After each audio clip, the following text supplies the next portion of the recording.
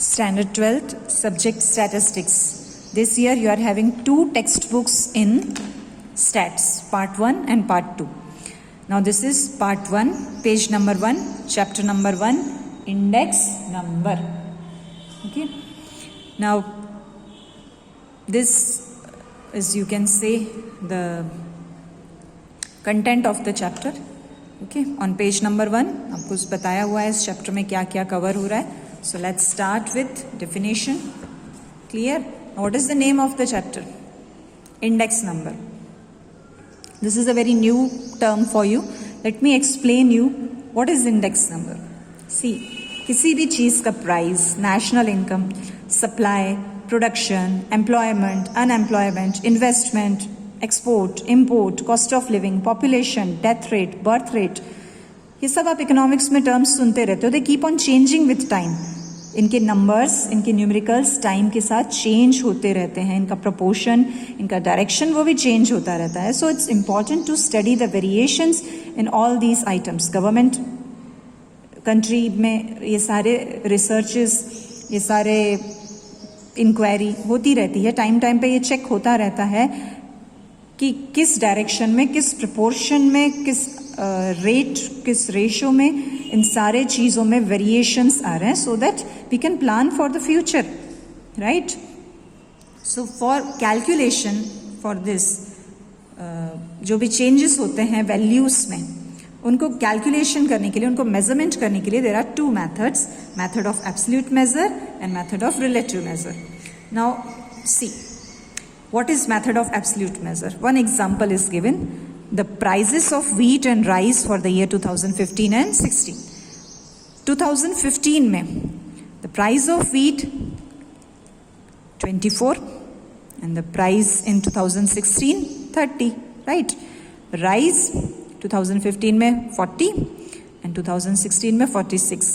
तो ये आपको दिख रहा है कि हर साल प्राइजेस चेंज हो रहे हैं और वो होते भी रहते हैं हर चीज़ में, right. Now if you want to study the changes, if I am applying the method of absolute measure, that is difference. मतलब इसमें हम स्टडी क्या करेंगे, खाली डिफरेंस का, कि व्हीट का प्राइस कितना इंक्रीज हुआ 24 से 30 मीन्स 6 रुपीज, और राइस का प्राइस कितना इंक्रीज हुआ 40 से 46, 6 rupees, right. So the difference of both the products are 6 rupees. But so you can say there is same price rise in the items, but this is not the reality. अगर आपके 50 में से 10 marks आते हैं और 100 में से भी 10 मार्क्स आते हैं, so can you say your performance is consistent? 11th standard में 10 मार्क्स आए थे 50 में से, 12th में भी 100 में से 10 मार्क्स आ रहे हैं, so we can say yes, my performance is consistent. No, difference है ना 50 में से 10 मार्क्स आना और 100 में से 10 मार्क्स आना. तो यहाँ भी वही है, 24 पे 6 रुपीज़ बढ़ना और 40 पे 6 रुपीज़ बढ़ना अलग है. So you can't say the price rise is same. This is not the reality. So this method is not suitable. We will apply the second method, that is relative measure, that is ratio. और you can say, you can calculate in percentage. जैसे आपके 50 में से 10 marks आए, that is 20%, लेकिन 100 में से 10 marks आए, दैट इज 10%. तो दिस इज रियलिटी. ये मेथड एक्चुअली है कि 24 पे 30 बढ़ा तो हम कंपेयर करेंगे कि 24 से 30 तो उसका रेशो क्या, और 40 पे 46 तो उसका रेशो क्या. इन सिंपल टर्म्स, जैसे परसेंटेज कैलकुलेट करते हैं, इस तरह से अगर कैलकुलेशन होता है तो दैट इज रिलेटिव मेजर. ये एग्जैक्ट प्रॉपर मेथड है जो हम यूज करेंगे. So, see the definition, page number 3. Thus, the percentage change in the value of the variable associated with any item for the given period compared to the value in a fixed period is called index number. अब देखो हमने कैसे compare किया.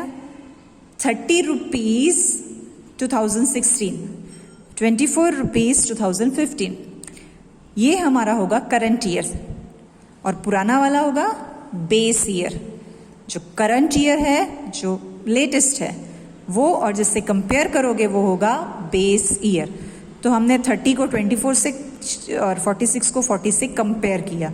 मतलब हम current prices को base price, fixed base से, ये करंट प्राइजेस है, करंट ईयर के प्राइसेस, उसको बेस ईयर यानी पुराने ईयर के प्राइजेस से कंपेयर करते हैं इन टर्म्स ऑफ परसेंटेज, तब जो आंसर आता है उसको हम क्या कहते हैं, index number. Clear? So this is current year, this is base year जिसको हम बेस लेते हैं।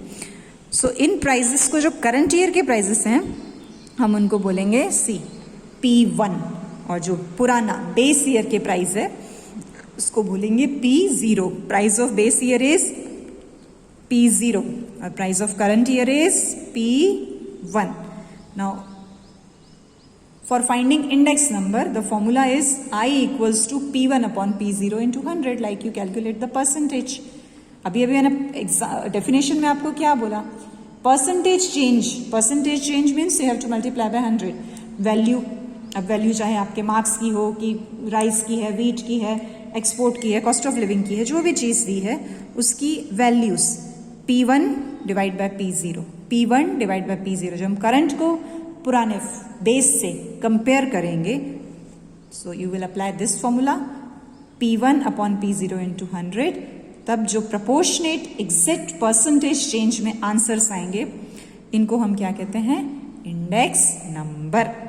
Got it? This is the concept of index number. I hope so your concept is clear. So अच्छे से इस चैप्टर को समझने के लिए हर चैप्टर के एंड में समरी दी हुई है, काइंडली रेफर दैट समरी। और दूसरी इंपॉर्टेंट चीज, it's stats, it's totally formula based. So formula list is also given in your text book.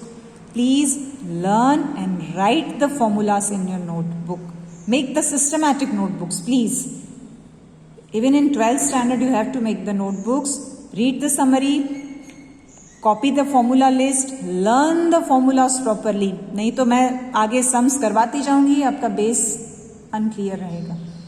Learn the formulas and daily follow the videos.